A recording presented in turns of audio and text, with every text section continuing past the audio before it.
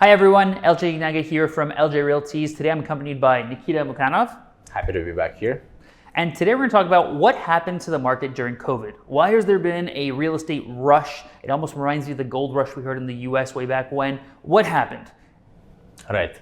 Well, to start with, before the pandemic, we were already in a very heavy sellers market. What do I mean by that? Is that were more demand than supply of the properties. And once the pandemic started, a lot of people expected a crash, expected a total recession. However, what we experienced was quite the opposite. And most of the people who lost their jobs during the first months of the pandemic were in more of the service industries. And more than 80% of people didn't actually have any effect on their income levels. So that's a super important part because everyone said, oh my God, everything's shutting down, nothing's going to be able to happen. The world really pivoted quite quickly into a work from home model, and most people actually kept their job. Beyond that, people who were most affected in this were able to get help from a lot of the government programs that stepped right away. So people weren't actually going through bankruptcy. People weren't actually being put on the hook. There were measures put in place. So although the world was ending, if you will, everybody was kind of safeguarded to a certain extent. All right.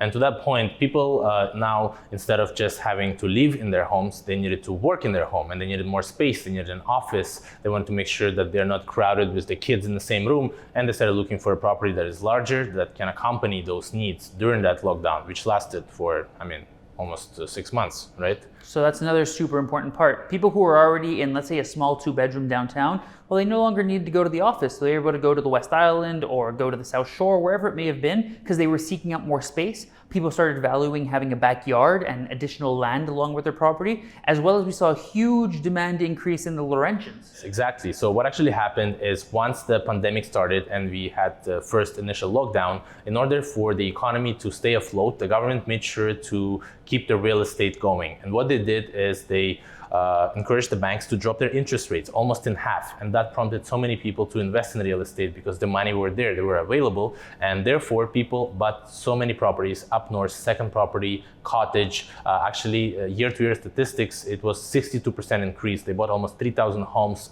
in the surrounding areas of Montreal. And therefore that put more pressure on demand over supply. So that's a huge absorption amount. 3,000 homes. The Laurentians and the Eastern Townships never seen that kind of demand go on in their properties. So above and beyond the greater Montreal area, even when you extended that far, we saw a huge increase.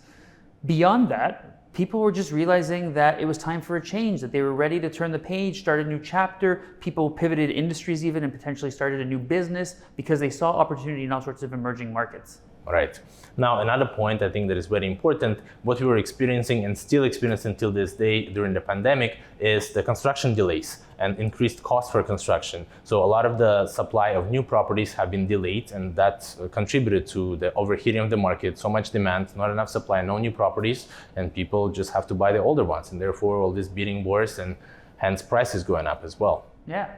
Beyond that, you had the fact that for the first 6 weeks, even real estate was shut down. You had people who had already purchased or sold their property, and didn't know where they were going to move. So for 6 weeks, they couldn't even look for a home because we weren't allowed out of our homes.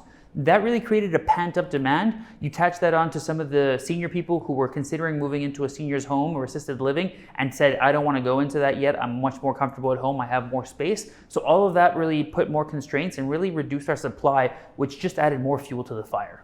Absolutely. Also, once we had our initial lockdown, a lot of people were very fearful of what's happening. That's COVID is something that has never happened before, and therefore a lot of people were simply afraid of potentially getting contamination, getting the virus, and putting their health at risk. Why would you sell a property if you can get sick and God forbid something happens to you, right? 100%. Finally, now the question is, where are we today? What do we see moving forward? What do we think is going to happen? So I'd say that it had been really, really crazy up until roughly Saint Jean-Baptiste, so around late June. Since then, we saw a pretty big dip in the market for about a 6-week period, almost an 8-week period, until roughly the last week of August.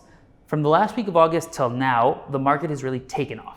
Oh, absolutely. I think we had about 24 accepted offers in September, so the market's picking back up. I'm sure up until the holidays in mid-December, it's still going to stay like that. And once again, the problem is very simple, is that too much demand, not enough supply. I don't think it's ever going to go away, in my opinion. And we just got to keep working hard and serving our clients to the best possible ability.